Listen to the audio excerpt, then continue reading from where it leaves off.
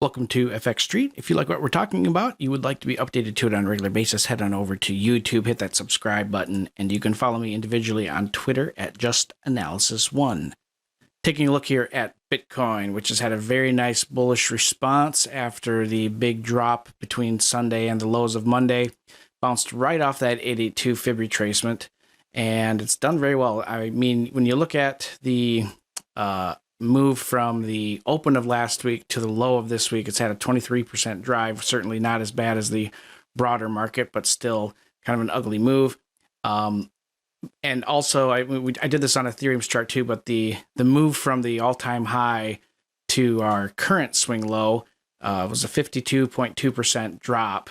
But then when you look back at the drop that happened last April into July, June, it was a 55% drop. So percentage-wise, it was worse last year. And again, but here's the thing: you go back in time, you look at Bitcoin's bull markets, its increases, between 30 and 50%, totally normal retracement ranges for Bitcoin. This is not very uncommon at all.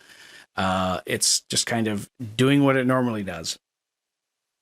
Price action perspective, the close last week was pretty ugly. It had a close below the cloud. Last time we had a close below the cloud from falling below the cloud was back in, that was the COVID crash of March 13th, 2020. So that was the last time we closed below the cloud after trading in an uptrend. The risk here is mostly to the weekly chart having a close below 33,400-ish, 33,500.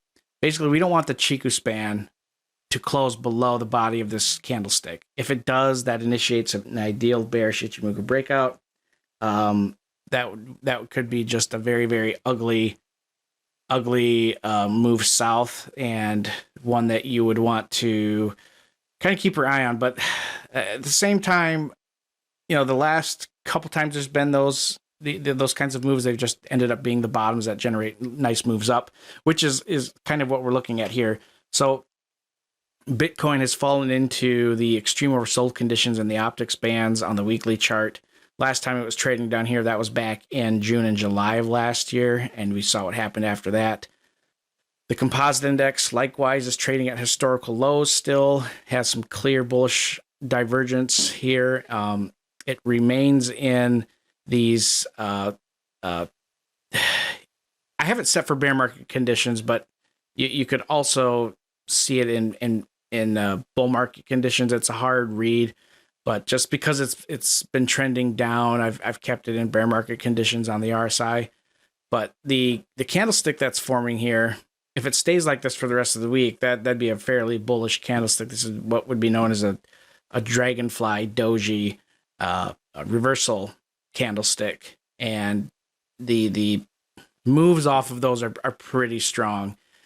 We've been in a downtrend now since November 12th, so we're getting close to a 90-day cycle here, which is a Gann cycle for a reversal.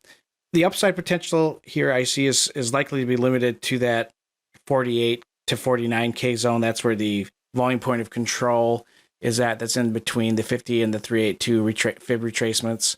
Downside risks, yes, there are some. However, I think they're likely limited to that 32 to 33K zone.